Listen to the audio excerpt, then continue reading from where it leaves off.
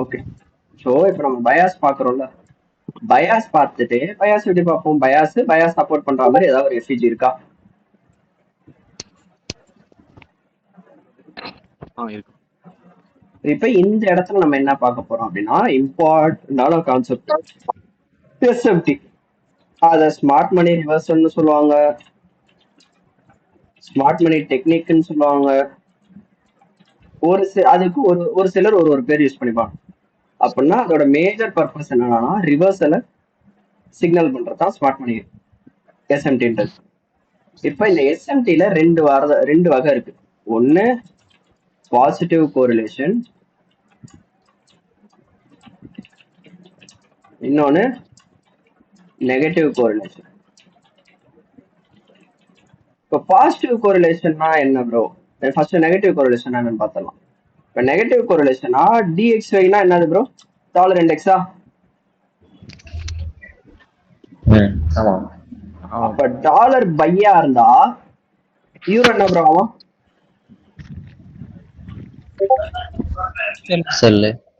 Cell.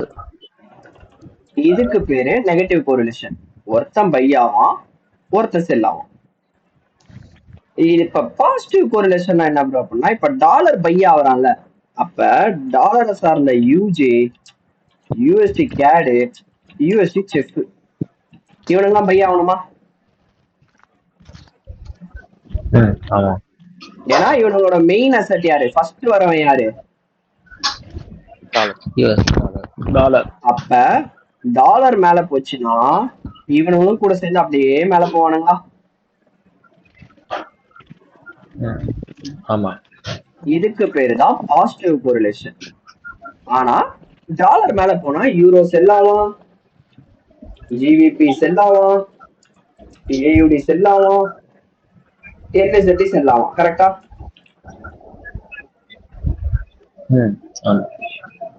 இதுக்கெல்லாம் பேரு negative correlation. அதுக்கு முன்னாடி ஒரே நிமிஷம் பிரேக் அடிக்க போலாம்னு நினைக்கிறேன்.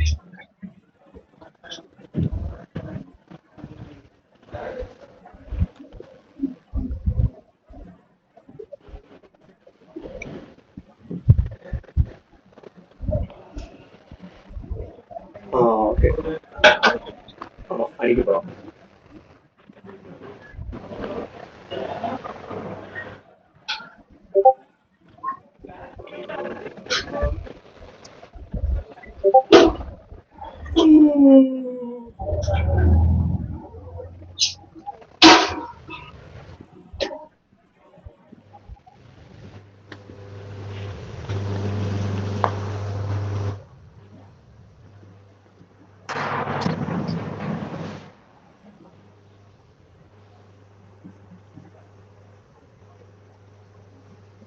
ஓகே,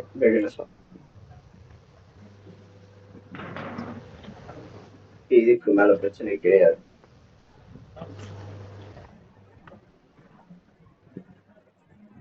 இவனும் அடிக்கல, ஏன் இவ்வளவு ஃப்ரீ ஃபால்?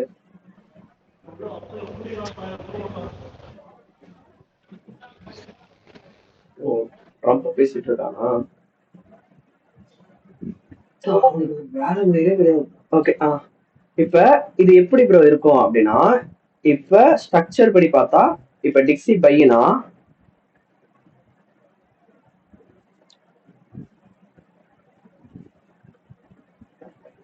இப்படி இருக்குமா ப்ரோ? லாஸ்டா வச்ச லோவர் ஹை, லோவர் லோ, அதை பிரேக் பண்ணி சேஞ்ச் ஆஃப் கேட் வைக்கிறானா ப்ரோ? இதுக்கு பேரு தான் இந்த இடத்துல பாத்தீங்கன்னா இந்த லோவை கட் அடிச்சிருப்போம் டிஎக்ஸ்.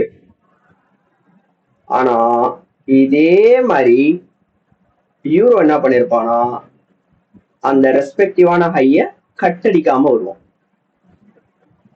இதுக்கு பேர் ஃபெயிலியர் ஸ்விங் அப்படின்னு சொல்லுவாங்க. அதாவது பேசிக்கா எஸ்எம்டி, அவ்வளவுதான், சிம்பிளா. புரிஞ்சுதா ப்ரோ?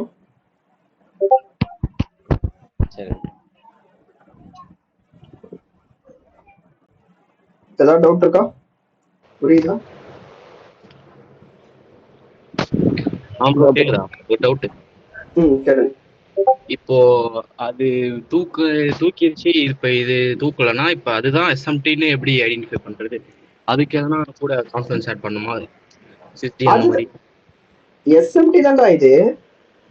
அதான் எஸ்எம்டி இப்ப வச்சோடனே எஸ்எம்டி தான் இது கன்ஃபார்ம் பண்றதுக்கு வேற எதனா கான்ஃபிடன்ஸா இல்ல அப்படியே அது தூக்கணும்னே இது எஸ்எம்டி தான் இதுவாயிருமா? ஒருத்தன் தூக்க மாட்டான், இன்னொருத்தன் தூக்குவான். அதுக்கு பேர் தான் எஸ்எம்டி பேசிக்கா. அதான் அது மைன்யூட்டா கேப்சர் பண்ண முடியாதா அந்த மாதிரி சொல்றேன். உனக்கு ஃபர்ஸ்ட் ஸ்டெப் பை ஸ்டெப்பா சொல்றேன். இது எஸ்எம்டி எப்ப வேலிட் ஆகும்ன்றது சொல்றேன். அதுக்கெல்லாம் சில டைமிங் இருக்கு. அந்தந்த டைம்ல தான் ஃபார்ம் ஆகணும் எஸ்எம்டி. இப்ப நீங்க இங்க நல்லா பாத்தீங்கன்னா ஒருத்தன் ஒரு லோ தூக்கி இருப்பான், அதே ரெஸ்பெக்டிவான ஹையை இன்னொருத்த தூக்கி இருக்க மாட்டான். புரியுதா சொல்ல வருது? புரியுது.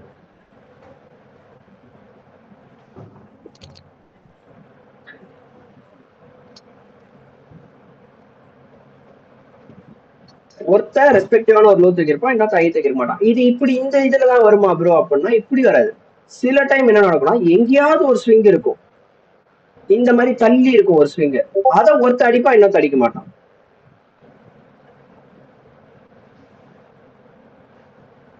இப்ப ஃபார் எக்ஸாம்பிள் இப்ப இந்த மாதிரி சினாரியோல இப்ப யூரோவும் தூக்கிட்டான், இவனும் தூக்கிட்டான்ப்பா. ப்ரோ இங்க எஸ்எம்டி இல்லையே ப்ரோ, இப்ப என்னது ப்ரோ இங்க நாங்க எப்படி ப்ரோ ட்ரேட் பண்றது அப்படின்னா இங்க எஸ்எம்டி இருக்காது, இங்க ஏதாவது ஒரு லோ தூக்கி இருப்போம் டிஎக்ஸ்ஒய். ஆனா இவன் அதே சம்பந்தப்பட்ட ஒரு ஐயை இப்படி தூக்கி இருக்க மாட்டான். புரியுதா இங்க நான் காட்டுற எக்ஸாம்பிள்? புரியுது. அதான் சார்ட்ல சொல்றேன். For example let's say YMA எடுத்துக்கலாமே. தெரியும்டா இது ட்ரம்ப் பார்த்த வேலைன்னு.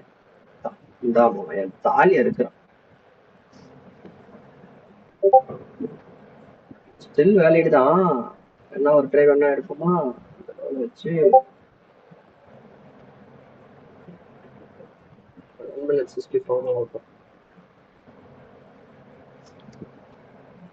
ஆமாவா அது போலயே 10-17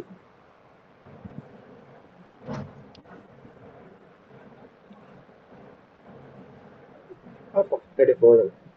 ஓகே இப்ப ஃபார் எக்ஸாம்பிள் ஒய்எம் சார்ட் எடுத்துக்கிறேன். ஒய்எம் சார்ட்டை 1 ஹவர்ல வச்சுக்கலாம். 1 ஹவர் 10-15 வச்சுக்கிறேன்.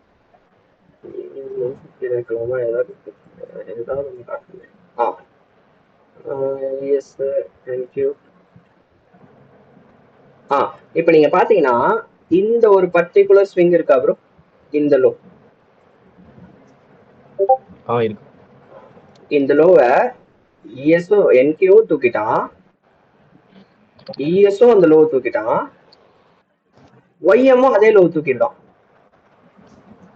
ஆனா இங்க வேற என்ன நடந்திருக்கு, ஒய்எம் மொத்தமா கீழே குட்டி இங்க இருக்க லோ தூக்கி இருக்கான்.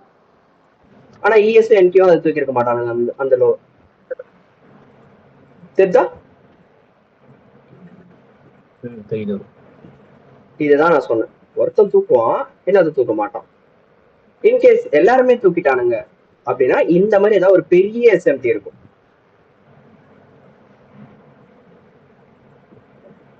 புரியுதா பேசிக்கா அந்த ஐடியா? ப்ரோ இதுல யாரு ப்ரோ நெகட்டிவ் பாசிட்டிவ் சொன்னீங்க? இதுல எல்லாமே பாசிட்டிவ். Okay bro. இப்ப அதே மாதிரி லாஸ்டா இந்த எஸ்எம்டி வித்தியாசமான எஸ்எம்டி. இப்ப எப்படின்னா இப்ப நான் சொன்ன மாதிரி இந்த ஒரு பெரிய எஸ்எம்டி இருக்குப்பா, பெரிய எஸ்எம்டி யூரோவும் தூக்கிட்டான், டிஎக்ஸ்ஒயும் தூக்கிட்டான். அப்படின்னா அப்ப மட்டும்தான் நீங்க யாரை போய் செக் பண்ணணும், ஜிவிபியை போய் செக் பண்ணணும். இது இந்த ஒரு அசட்டுக்கு மட்டும்தான் இப்படி கொஞ்சம் கோலரா வேலை செய்யும். புரியுதா ப்ரோ? இப்ப பாத்தீங்கன்னா இப்ப ஃபார் எக்ஸாம்பிளுக்கு இப்படி வச்சுக்கலாம்ப்பா, யூரோவுமே அந்த ஒரு ஹையை தூக்கிட்டான், டிஎக்ஸ்ஐயுமே அந்த ஒரு லோஸை தூக்கிட்டான் ப்ரோ. இப்ப ரெண்டு பேருமே தூக்கிடுச்சு ப்ரோ. இப்ப எங்க எஸ்எம்டி இல்லையே ப்ரோனா அப்பதான் நம்ம தலைவர் கடைசியா வந்தார் விநாயக் மகாதேவ்ன்ற மாதிரி ஜிவிபி அதை தூக்கியிருக்க மாட்டான். இப்படி இருக்கும் ஜிவிபி.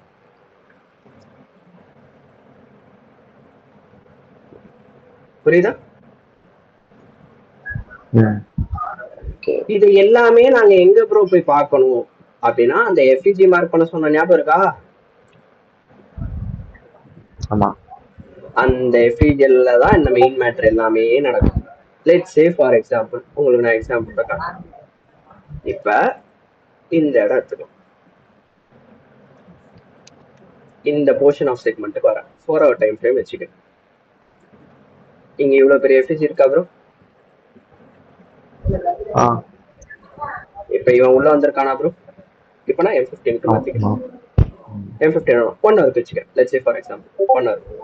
இப்ப பாத்தீங்கன்னா இவன் இந்த ஐய தூக்கல, ஆனா சில்வரு அதே ஐய தூக்கி இருப்பான். இங்க தெரியுதா? ஆமா ஆமா ப்ரோ. அந்த எஃப்இஜிக்குள்ளதான் இது எல்லாமே நடக்கும்.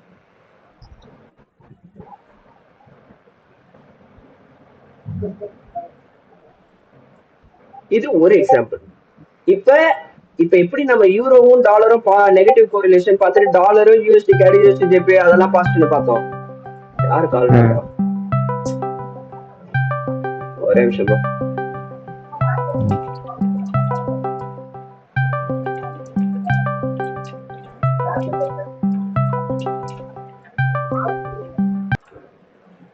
அதே மாதிரி கமோடிட்டிஸ் அன்னைக்கு சொன்னல கோல்டு சில்வர் ஆயில்னு, அவனுங்களும் பாசிட்டிவ் கோரிலேஷன் தான். கோல்டு வந்தா டாலர், கோல்டு வந்தா சில்வர் விழுவோம், சில்வர் வந்தா காப்பர் விழுவோம். அவங்க எல்லாருமே பாசிட்டிவ் கோரிலேஷன் தான்.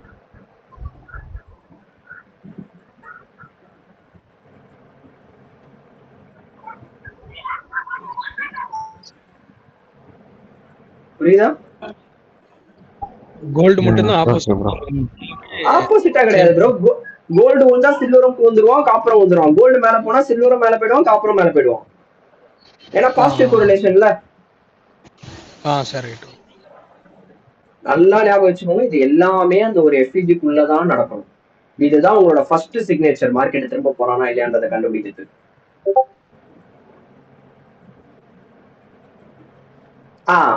இதுதான் சொன்னேன். இப்ப பாத்தீங்கன்னா இங்க ஒரு 4 hour எஃப்இஜி இருக்கா ப்ரோ?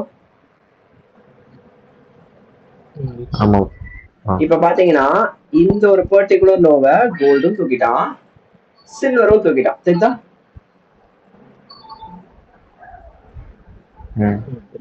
ஆனா மார்க்கெட் எப்படி ப்ரோ திரும்பினா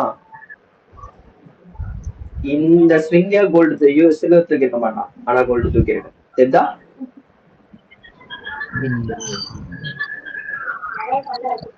இதுதான் அந்த எஸ்எம்டி. புரியுதா ப்ரோ? இது swing point to swing point தான் பார்க்கணுமா ப்ரோ?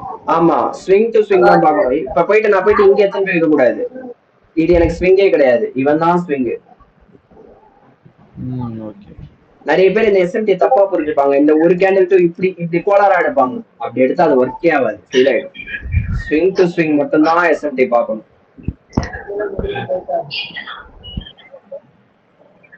புரியுதா?